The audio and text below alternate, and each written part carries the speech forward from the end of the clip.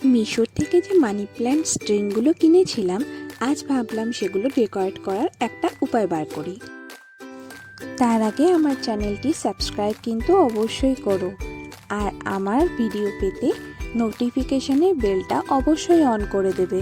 আর ভিডিওর আইডিয়াটা ভালো লেগে থাকলে অবশ্যই লাইক, শেয়ার আর কমেন্ট করো। নিউজ পেপার থেকে কয়েকটা স্ট্রিপ কেটে নিলাম। এর থেকে আমি টোটাল 8খানা স্ট্রিপ নিয়ে নিলাম, আর স্ট্রিপগুলো সমান লেন্থ আর ব্রেথের হতে হবে। এরপর একটা কাবাব স্টিকের মধ্যে আমি আস্তে আস্তে স্ট্রিপগুলোকে জড়াতে শুরু করলাম।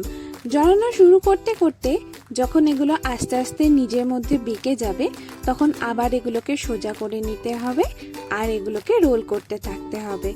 এটা খেয়াল রাখতে হবে যে প্রত্যেকটা স্ট্রিপ যেন সমানভাবে হয় আর রোলের থিকনেসটা যেন অবশ্যই সমান থাকে, তাহলে কিন্তু দেখতে সত্যিই ঠিক লাগবে। রোল করা হয়ে গেলে ট্রায়াঙ্গুলার এজটাতে আমরা ফেভিকল লাগিয়ে নিয়ে এটাকে জুড়িয়ে নেব। আমার কাছে যে ব্রাউন অ্যাক্রিলিক কালারটা ছিল, আমি এটা ইউজ করব। এই ব্রাউন অ্যাক্রিলিক কালার দিয়ে আমরা আস্তে আস্তে সমস্ত পেপার রোলগুলোকে রং করতে থাকবো এবং ভালো করে শুকিয়ে নেব। আর এরপর শুরু হতে চলেছে সবচেয়ে কঠিন কাজটা, সেটা হলো এই পেপার রোলগুলোকে অ্যারেঞ্জ করা। এটার জন্য আমরা কি করব, একটা ড্রয়িং কপি নিয়ে নিয়েছি। এবার তোমরা চাইলে যে কোনো একটা পেপার নিয়ে নিতে পারো।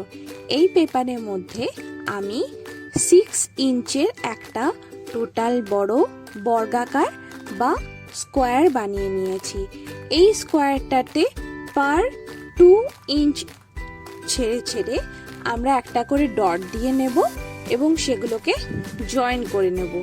এই কাজটা করার কারণ একটাই, যে এই দাগগুলো ধরে আমরা কালার্ড পেপার রোলগুলোকে সাজিয়ে নেব, তাহলে খুব সুন্দরভাবে অ্যারেঞ্জ হয়ে থাকবে এই পেপার রোলগুলো। এই স্কোয়ারটার ভেতরেও আবার আমরা টোটাল 9খানা স্কোয়ারে ভাগ করে নিয়েছি।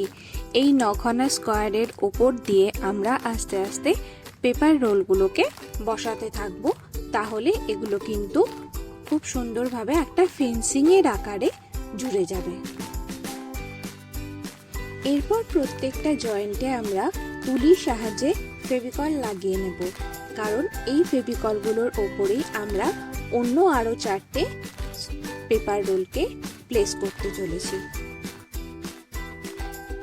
যেমন করে 4টে পেপার রোল আমরা প্লেস করেছি, তেমনভাবে লাগানো ফেভিকলের ওপর দিয়ে আমরা বাকি 4টে পেপার রোলও বসিয়ে নেব। আর দেখো, এইভাবে কি সুন্দর আমাদের ফেন্সিংটা তৈরি হয়ে গেছে। এটা দেখতে কিন্তু খুব সুন্দর লাগছে। এবার আমরা সেলো টেপের সাহায্যে আমাদের মানি প্ল্যান্টের স্ট্রিংটাকে সুন্দরভাবে ফেন্সিংটার উপরে প্লেস করে নেব। আমরা কখনো কখনো এই কাজটার মধ্যে একটু ডিফিকাল্টি পাবো, কারণ এই পাতাগুলো কখনো কখনো নিজে থেকে উল্টে যায়। অ্যান্ড ফাইনালি রেডি হয়ে গেল আমার মানি প্ল্যান্ট স্ট্রিং হ্যাঙ্গারটা।